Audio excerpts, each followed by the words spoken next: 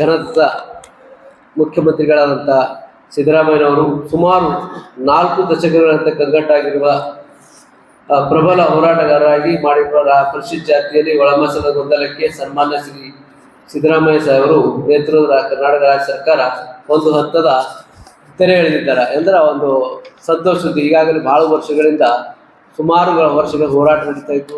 ಗುಲ್ಬರ್ಗ ಜಿಲ್ಲೆ ಇಡೀ ರಾಜ್ಯದ ಎಲ್ಲ ಜಿಲ್ಲೆಗಳಲ್ಲಿ ಹೋರಾಟ ನಡೀತಿತ್ತು.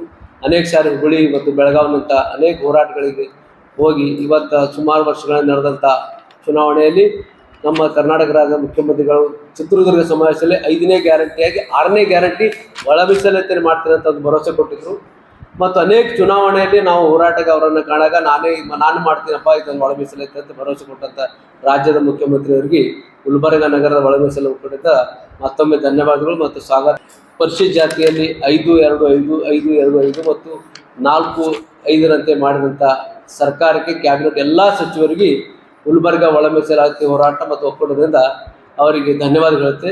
ಮತ್ತು ಗುಲ್ಬರ್ಗ ಜಿಲ್ಲೆಯಲ್ಲಿಂತ ನಮ್ಮ ಕರ್ನಾಟಕ ರಾಷ್ಟ್ರೀಯ ಅಧ್ಯಕ್ಷರಾದಂಥ ಮಲ್ಲಿಕಾರ್ಜುನ ಖರ್ಗೆ ಅವರು, ಜಿಲ್ಲಾ ಉಸ್ತುವಾರಿ ಸಚಿವ ಪ್ರಿಯಾಂಕಾ ಖರ್ಗೆ ಅವರು ಮತ್ತು ಶರಣ್ ಪ್ರಕಾಶ್ ಪಾಟೀಲ್ರು ಮತ್ತು ರಾಜ್ಯದ ಅನೇಕ ಕ್ಯಾಬಿನೆಟ್ ಸದಸ್ಯರಾದ ನಮ್ಮ ಆರ್.ಬಿ. ತಿಮ್ಮಾಪುರ ಸರು, ಮುನಿಯಪ್ಪ ಅವರು ಮತ್ತು ಪರಮೇಶ್ವರು, ಮಹಾದೇವಪ್ಪನವರು ಅನೇಕ ಎಲ್ಲರ ಕೂಡಿ ಒಗ್ಗಟ್ಟಿನಿಂದ ನಿನ್ನೆ 24 ಅಂತ ಕ್ಯಾಬಿನೆಟ್ನಲ್ಲಿ ಮಾಡಿದಂಥ ಏನು ಸಮಾನವಾಗಿ ಯಾವುದೇ ಜಾತಿಗೆ ಭಾಳ ವ್ಯತ್ಯಾಸ ಆಗದಂತೆ ಸರಿಪಡಿಸಿದೆ.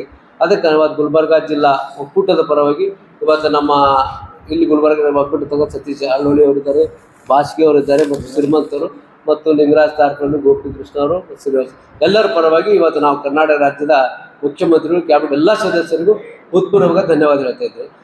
ಇವತ್ತು ಎಷ್ಟೋ ಜನರ ಭವಿಷ್ಯ ಹಾಳಾಗ್ತಾ ಇತ್ತು.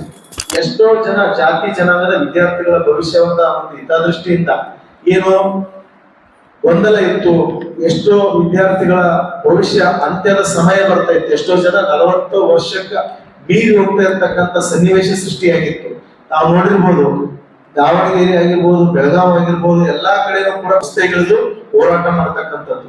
ಅದನ್ನೆಲ್ಲವನ್ನು ಕೂಡ ಗಮನಿಸಿ ಸರ್ಕಾರ ಯಾವುದೇ ಜಾತಿ ಜನಾಂಗದವರಿಗೂ ಕೂಡ ವಿದ್ಯಾರ್ಥಿಗಳಿಗೆ ಅನ್ಯಾಯ ಆಗಬಾರದು ಅಂತಕ್ಕಂಥ ಉದ್ದೇಶದಿಂದ ಇವತ್ತು ಈ ಒಳ ಮೀಸಲಾತಿಯನ್ನ ಫೈನಲ್ ಮಾಡಿ ಅಂಗೀಕಾರ ಮಾಡಿ ಸಚಿವ ಸಂಪುಟದಲ್ಲಿ ಏನು ಸಮ್ಮತಿ ಸೂಚಿಸಿದೆ. ಅದರ ಜೊತೆಗೆ ನಾವು ಸರ್ಕಾರಕ್ಕೆ ಯಾವುದೇ ಏನಾದ್ರೂ ಕೂಡ ಒಂದು ಆದೇಶ ಆಗಂತ ಸಂದರ್ಭದಲ್ಲಿ ಪರ ವಿರೋಧ ಇರ್ತಕ್ಕಂಥದ್ದು ಸರ್ವಸಾಮಾನ್ಯ. ಈಗಲೇ ನಮ್ಮ ಜನ ರೋಸ್ಟರ್ ಪದ್ಧತಿಯಲ್ಲಿ ಸ್ವಲ್ಪ ಅಡೆತಡೆ ಆಗಿದೆ ಅಂತಕ್ಕಂಥದ್ದನ್ನ ಹೇಳ್ತಾ ಇದ್ದಾರೆ. ಅದು ಸರ್ಕಾರದ ಅಂತಿಮ ಆದೇಶ. ಏನು ಸರ್ಕಾರದ ಜೀವ ಪಾಸ್ ಆಗಿ ಅಂತಿಮ ಕರಪತ್ರ ಬರ್ತಾವ, ಅದನ್ನ ನೋಡಿ ನಾವು ಸರ್ಕಾರಕ್ಕೂ ಕೂಡ ಒತ್ತಾಯ ಮಾಡ್ತೀವಿ.